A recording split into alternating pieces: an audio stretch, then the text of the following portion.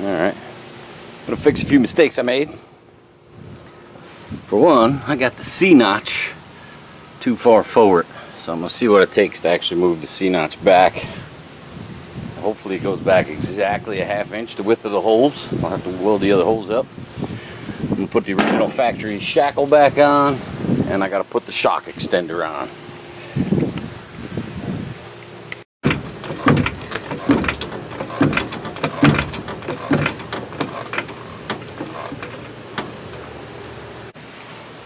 Just had to jack it up a little higher, that's all. But as you can see, I have a big old gap in the front and not much gap in the back. Really close to that brake line. So, but the problem is the axle offsets once you get it lifted. When I first eyed it up, I said, oh yeah, that's right where it needs to be. I was wrong. So, gonna have to move all of these holes over so I can get a nice even gap back there. You can see it. Well, that's how much I gotta move the C-notch to get it centered. And you can see this bolt's gonna move back exactly 1 inch. That one will still make it. This one won't. But I'm gonna, got some of the original frame. I'm gonna re-weld it back in. And hopefully that'll bring the structure back. This is the original piece of frame that I cut out. So we'll make it work. Alright, got the notch moved back. If you look straight, center of the axle, I lined the notch up straight to the axle. That was a mistake because when this leaf spring, you can see this, when it comes up, it's actually pushing the axle back, and the back of the bump stop was hitting right here. You can even see the marks it left. So when I had this axle squished all the way up in here, I measured this. I had a 2.5 inch gap here and 1/4 inch gap here. So I moved this back 1.5 inches. So if you're putting this in, I don't know if you can see this rib here. You can see it definitely favors the back side. So push it back towards the back of the truck. Like I said, as that axle, as that leaf spring swings up, it actually moves back. So, alright. I still got to get this shock extender on. And I'm going to put the factory shackle in the back. That one right there is kind of homemade. I don't exactly trust it. Flux core welder, you know. So I'm going to put this factory piece back in. This is what comes with the shock extender kit. It says Beltec on there. I don't know if you can read it.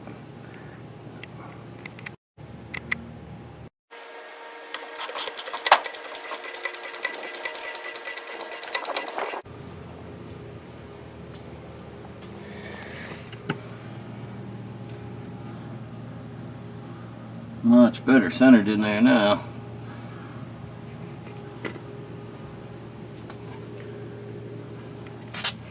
See what I mean? When the axle swings up the travel, the axle actually moves way back. So just keep that in mind when you're laying out the center for your C-notch. And you can see that this body mount, now this is the short bed. I don't know if you're doing a long bed truck, this may be different, but it's definitely like favoring the back side. Like the back side of this rib is the center of the axle once it's fully compressed.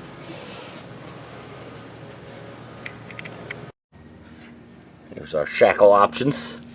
These are the DJM lowering shackles. Can't use these. These will put the axle all the way up into the frame. This is the factory piece. This is my homemade piece. I had it on there. It held up, but it just scares me. I'm not using a MIG welder. I'm actually using a flux core welder. I'm getting pretty good penetration. You can see it's got a lot of heat soak in the metal. So it was working, but still, this factory piece, that's all one piece of steel. This is the oldest out of all of these, and you can see it's holding up quite nicely. Nice deep penetrated MIG weld. Real nice piece. So I'm putting the factory ones in.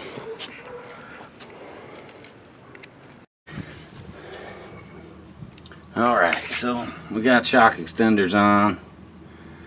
I got the factory shackles back in. You can see that. Moved the C-notch back. I still got to patch the frame, but this is good enough for now. But that's full weight. Of course, it's tilted. As you can see, there's no room between that shock mount and the C-notch. So, I don't know. I'm going to put this big old tire back on. You can see that big old beefy thing. These tires are wearing out quick too.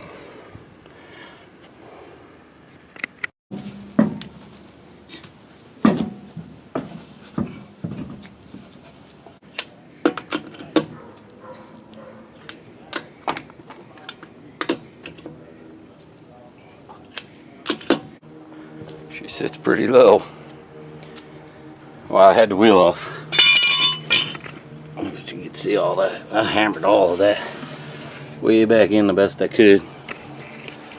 I got a steel pipe. I'm going to roll it a few times too.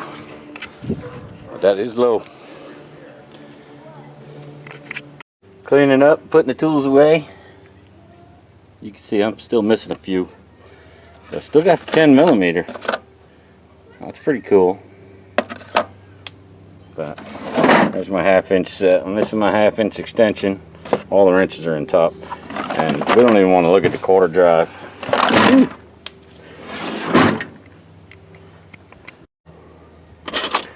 Keep all the oddball stuff in the top.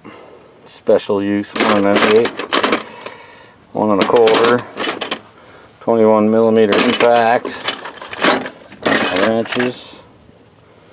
I needed this just for that 17mm. Had to buy the whole set. That's my tool get up.